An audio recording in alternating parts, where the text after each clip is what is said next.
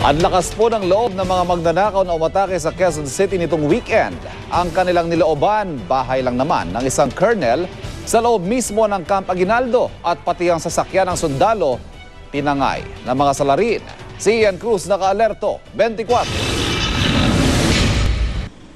Ito ang quarter kung saan nakatira si Colonel Nelson Sidrome. Nasa Kapinpin Avenue sa loob ng Campo Aguinaldo. Napasok ito ng 2 hanggang 4 na magnanakaw nitong weekend. Nakuha ang 2 cellphone ng Colonel, pati ang sasakyan na Emerald Green Mazda 323 na may plakang URJ 652. Nabuksan din daw ang kanyang SUV. Wala raw sa bayang Army Colonel at misis nito nang mangyari ang nakawan. Pero nandun daw ang kanilang anak at kasambahay. Pero wala raw silang narinig nang pumasok at maghalughog ang mga kawatan. Aminado ang AFP, malalakas ang loob ng mga magnanakaw na pumasok sa bahay ng isang colonel na tumangay pa sa kanyang kotse. Kung nataon daw kasi na nabulilyaso ang kanilang lakad, maraming magkakapitbahay na sundalo ang maaring rumisponde laban sa kanila. Tinitingnan din sa mga leads na if it's possible na yung individual na nito ay taga rito sa loob o kaya pamilya doon sa lugar dahil doon sa pangyayaring yan. May checkpoint daw sa loob ng kampo mula alas 10 ng gabi hanggang alas 5:30 ng madaling araw. Pero wala raw Mazda na dumaan sa checkpoint. Tinanong nila doon yung sa mga personnel na nag-conduct ng checkpoint for that night, ay walang dumaan sa kanila doon sa checkpoint na sasakyan. Ibig sabihin, pwedeng inintay sila na makatapos sa ngayon dumaan. Ang ilang residente sa kampo, ikinabigla at ikinalungkot din ang pangyayari. Nalulungkot din ang PNP sa nangyaring panulob at pagkarnapan ng sakyan sa loob ng Campo Aguinaldo. Sa kabila nito, ipinagmalaki ng PNP na malaki na ang ibinaba ng carnapping incident sa bansa sa nakalipas sa 3 taon. Sa unang 4 na buwan daw ng taon, nasa 300 lamang ang kaso ng carnapping, kumpara sa humigit kumulang 500 kaso ng carnapping sa kaparehong panahon noong 2011. Iimbestigahan po natin at titiyakin po natin sa inyo na kung sino po man ang may gawa nito ay mananagot. Gusto kong i-report sa inyo na for the past 12 months, simula July last year hanggang sa buwan po na ito, nakapag-neutralize po ang Highway Patrol Group ng mahigit 50 na carnapping syndicates nationwide. Kasama na dyan yung the infamous Dominguez Brothers. Ian Cruz, nakatutok, 24 oras.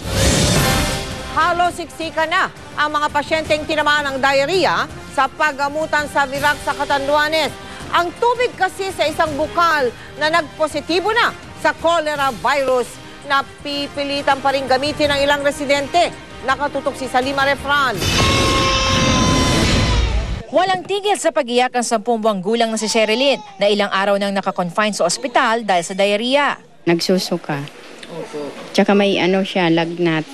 Baka kasi lumala pa yung sakit niya.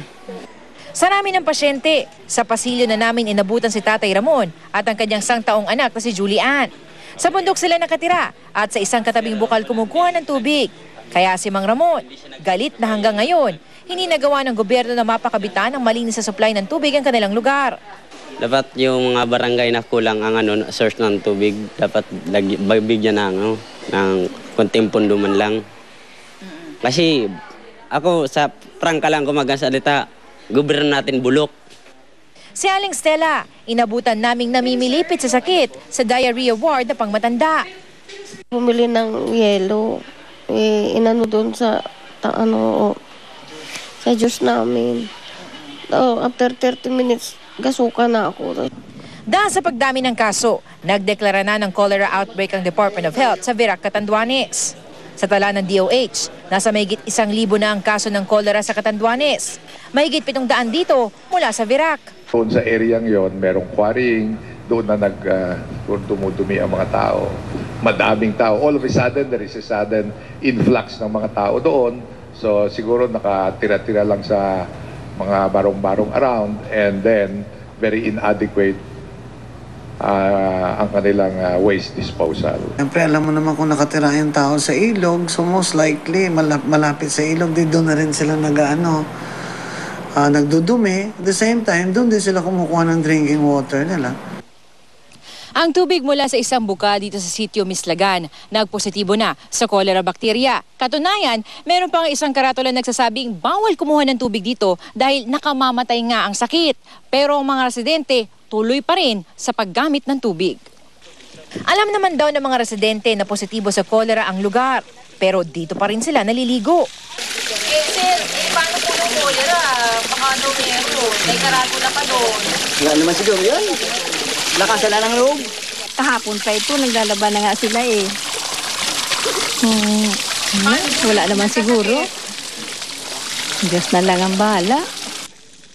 Nilagyan na ng Rural Sanitation Office ng chlorine ang bukal, pero Kailangan talaga huwag pang gawin yan dahil hindi pa na-examine yung tubig.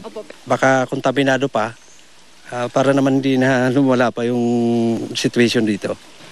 inilagay na rin ng probinsya sa state of calamity para agad matulungan ang mga may sakit.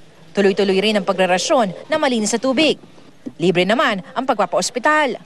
Pag lang ma-dehydrate, yun ang problema. Pag na-dehydrate, mamamatay sila. Pero pag nasa hospital kasi, magagamot natin sila. Mula rito sa Virac, Catanduanes, Salima Refran, nakatutok, 24 oras. Susunod, nang dahil daw sa sobrang inggit na lagita sa Nueva Vizcaya, tinadtad ng saksak ang kaibigan. Exclusive. Sa unang pagkakataon matapos mag-away sa airport, Mon Tulfo at mag-asawang Raymart Santiago at Claudine Barreto nagkaharap-harap.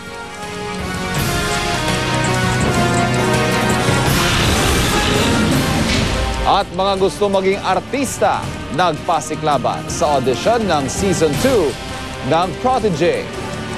Tutukan lahat ng yan dito sa 24 oras.